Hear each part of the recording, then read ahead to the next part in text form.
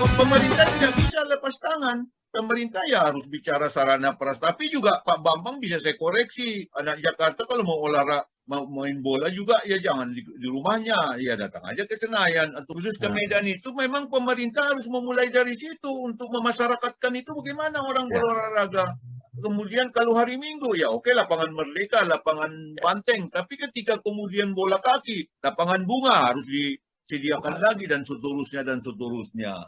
Jadi pemerintah itu di samping sarana prasarana dulu yang paling mendesak, baru kemudian konsep pembinaan, baru kemudian lalu prestasi sendiri lagi memang. Itu nanti jauh. Nah kalau mulai sekarang barangkali kita lakukan itu kepada Pemda, apalagi abang kan dekat dengan wali kotanya katanya, konsepsi ini perlu dimasukkan. Ya mengatas nama memberi apa juga nilai tambah bagi dirinya kan. Dia mumpung dia lagi wali kota, bagaimana PSMS kita hidupkan kembali dari divisi 2 menjadi divisi 1 dan seterusnya. Itu loh apanya saya melihatnya. Kita udah punya contoh-contoh hancurnya olahraga. Jelek lah. Contoh Gurnam Singh. Sekarang jadi tukang beca. Udah lewat kan? Udah game over ya? Iya, tapi enggak. Akhirnya kan itu pesimisnya yang ditonjolkan. Iya. Itulah aku bilang. Itulah aku bilang tadi Jai. Yang sekarang persoalan yang paling ini kan jadi blow up. Dia menunjukkan bahwa tidak ada perhatian itu barangkali. Bentar terus, aku sampaikan. Itu di Medan itu waktu Raja di Medan, Raja Nasution di Medan, polo air Medan nggak pernah terkalahkan. Iya. Dimanapun eventnya, polo air Medan nggak pernah terkalahkan. Ingat aku ada 7 kali Raja di Indonesia nih. Ada 7 kali polo air kita juara Indonesia nih. Tidak dihargai Raja, dibawanya anaknya ke sana, emas jatuh semua di Jambi. Medan apa? Betul. Nah, berikutnya sampai sekarang, siapa lagi yang memegang? Aku ikuti renang-renang itu. Ada, memang sih berenang ada. Tapi perenang yang tidak sampai ke jadi olahragawan. Ya itu yang harus dipelajari.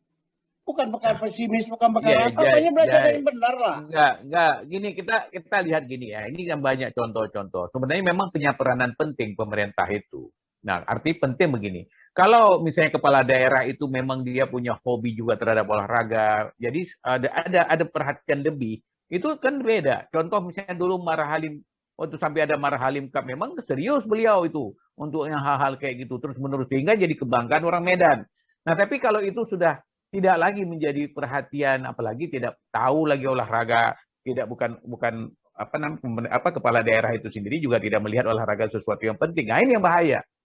Tapi enggak, terus kalau menurut aku, ketidaksukaan dia kepada olahraga atau tidak, itu tidak harus mempengaruhi posisi dia sebagai wali kota.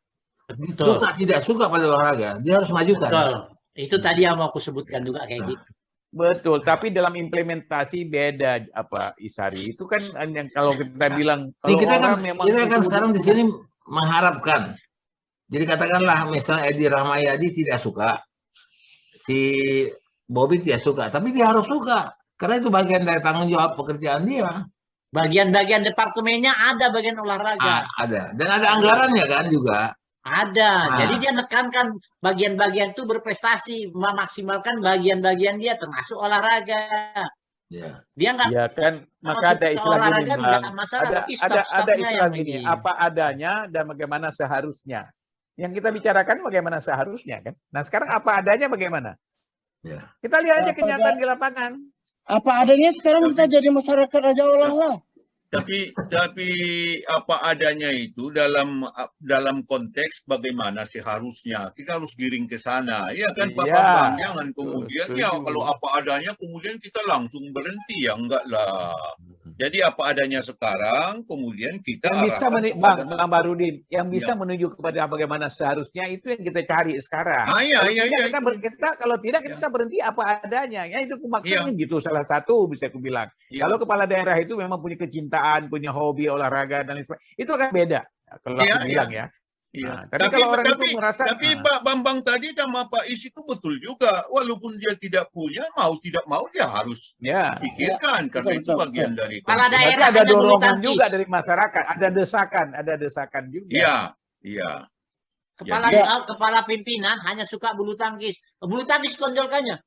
Nggak boleh dong, semua olahraga yang bisa terfasilitasi dia bantu. Untuk menuju ke sana harus ada desakan-desakan dari masyarakat, dari intelektual dan itu yang membuat dia tahu. Aku bukan mau bicara tentang apa, tapi aku ingin menjadikan satu kesalahan yang harus kita timpakan, kemudian menjadikan satu solusi.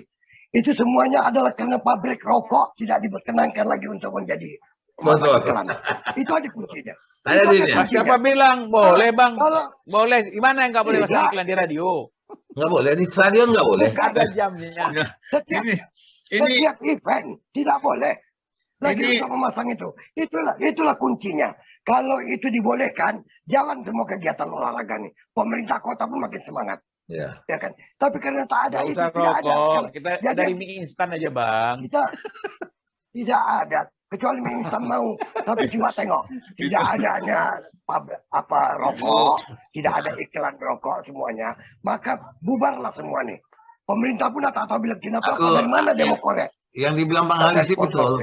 Kecuali penekanan suaranya pada waktu bilang rokok itu. Ditekankannya kali itu.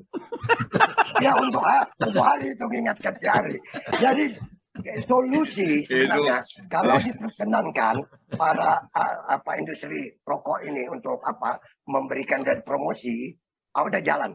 Mungkin Bapak Tengku perlu juga melihat, jangan melihat kemudian Pak rokok dalam konteks olahraga dalam negeri, apalagi cabang olahraga tertentu, katakanlah sepak bola. Yang kita bicarakan ini olahraga secara keseluruhan, termasuk atletik, termasuk senam. Kalau Bapak lihat di level dunia, malah rokok tak ada sponsor, tuh maju mereka. Lihat aja di Olimpiade. Tapi bukan kalau perkara keinginan abang rokok supaya diakomodir, ya nanti kita bisikinlah sama mereka untuk bulu tangkis, oke. Saya melihatnya itu begini, saya melihatnya kan artinya kan dari periode. Pada dukungan industri ya bang. Dukungan industri rokok itu begitu semua kegiatan olahraga tuh, baik otomotif, baik apa semua, itu kan cuma begitu semangatnya. Ya, begitu. Mungkin gini bang, aku luruskan sedikit mengenai rokok. Kenapa kok rokok cenderung bisa paham sama gagal paham gini. Iya, nggak gini deh. Gini, saya kan kebetulan juga belajar tentang promosi ya. Jadi sebenarnya nggak harus dari rokok. Apabila sebuah unit olahraga atau sebuah olahraga sudah ditonton oleh banyak orang, ada istilah di kita di marketing itu gross rating point-nya udah tinggi, mereka berani bayar mahal. Jadi tidak perlu juga tergantung sama rokok. Yang penting populer dulu, orang nonton banyak, siapa juga ingin jadi sponsor. Memang itu teori memang demikian bunyinya terus. Ya, sedangkan kalau kita mau bicara tukang bikin jejak pun bisa jadi promotor. Ya kan begitu. Tapi yang sekarang yang paling terakhir ini di Indonesia ini cuma industri rokok yang mau itu.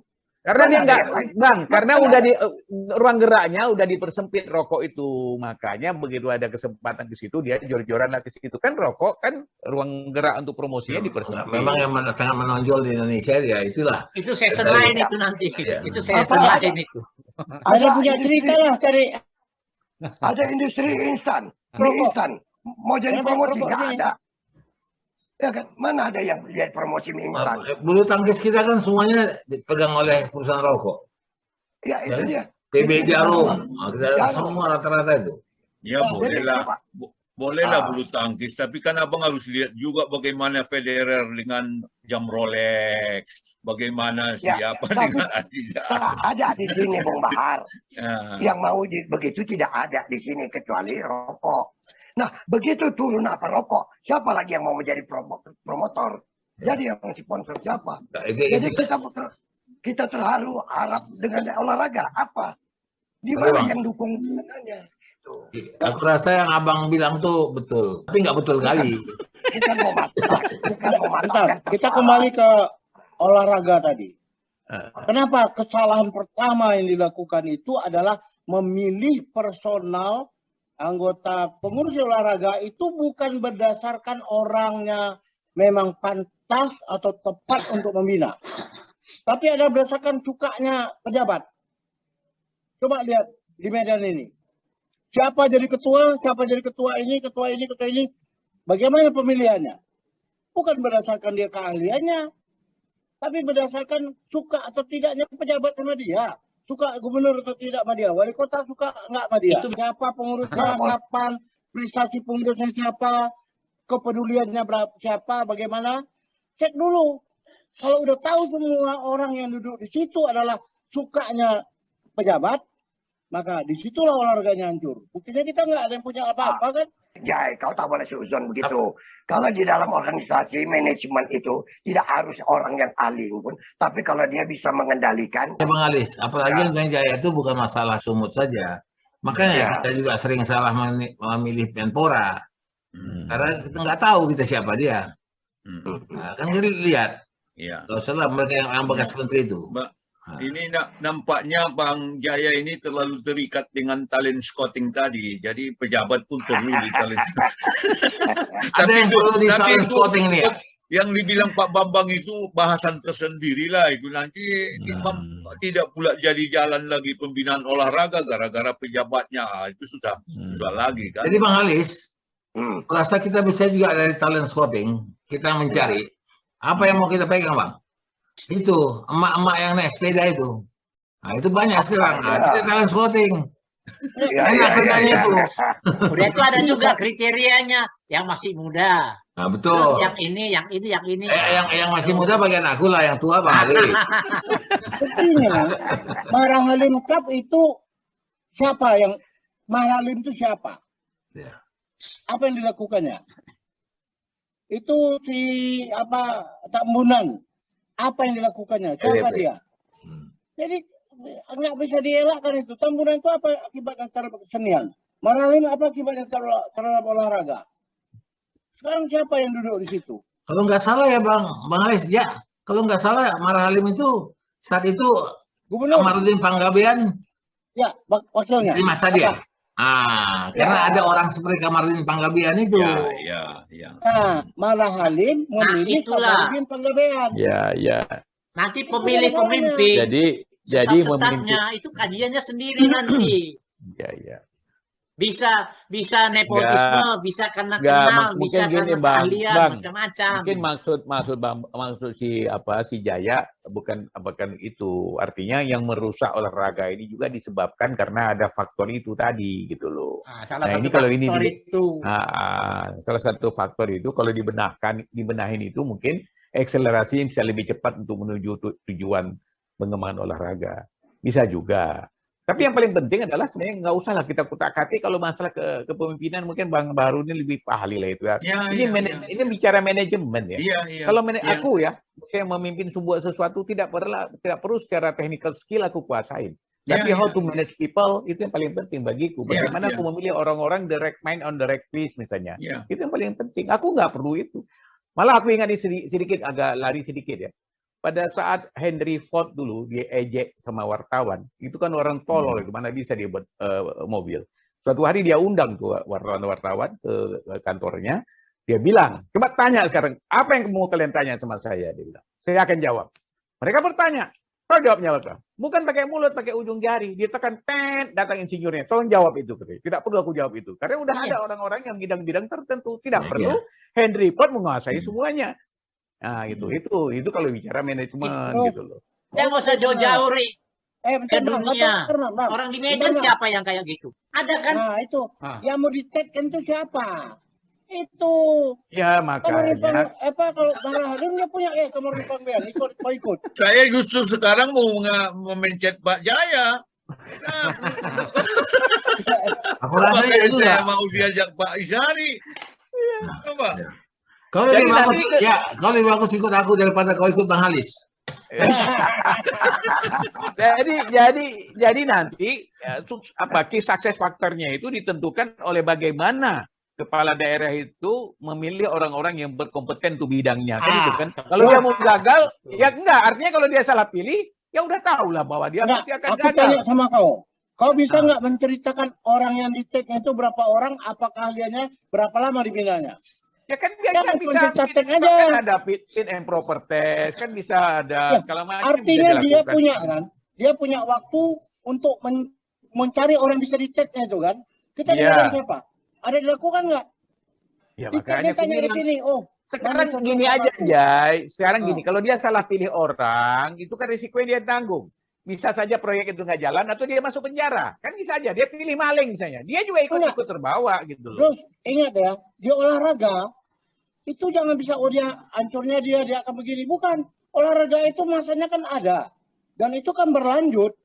Kalau dia lupa, istilah sekarang lupa berdayung serantau kan di situ dia tuh pantunnya. Sekarang lupa dia, olahraga hasilnya bagaimana? 3 tahun, 4 tahun, 5 tahun yang akan datang hancur.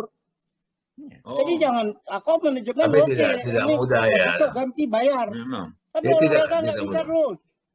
Dia tidak mudah ya, Adin. Kalau aku lihat tidak mudah memilihnya. Jangankan memilih orang yang mengenal olahraga. Memilih menteri olahraga pun salah kita. Oh iya, memang semuanya tidak mudah, Tapi kalau usaha kan sama, kita bicara vaksin bolak-balik tetap harus jaga prokes. Itu kan hanya salah satu usaha. Tapi kalau si Jaya di situ agak yakin juga aku bisa lah. Apa? Kalau si Jaya di sana, bisa lah itu dia. Oh itu saya justru karena Bapak bisikin. Oh Pak Jaya ini paten ini kalau menyampaikan konsep. Ya kenapa? Kalau kita tengok di situ, tapi yang saya sedih itu belum kita masukin pikiran-pikiran langsung pesimis. Gimana mau menjadi patennya? Jaya kan bilang gini, yang ku tengok di situ kayak gitu. Dia nggak tanya, Bang, yang kau tengok macam mana? Beda itu yang kita tengok-tengok. Apa? Aku hidup di Medan. Aku hidup di Medan, berkecimpung di Medan, dekat dengan sumber informasi di Medan. Di mana sumber informasi yang bagus di Medan itu? Wartawan.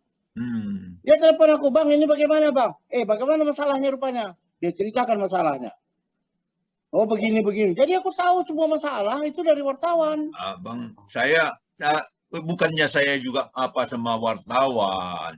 Masing-masing juga kan punya kepentingan sendiri-sendiri. Mereka yang abang tanya itu juga begitu. Enggak, dia bertanya. Dia menanya informasi. Bang, tentang banjir di sini bagaimana? Apa yang kejadian? Kan aku tanya dulu. Dia beri informasi.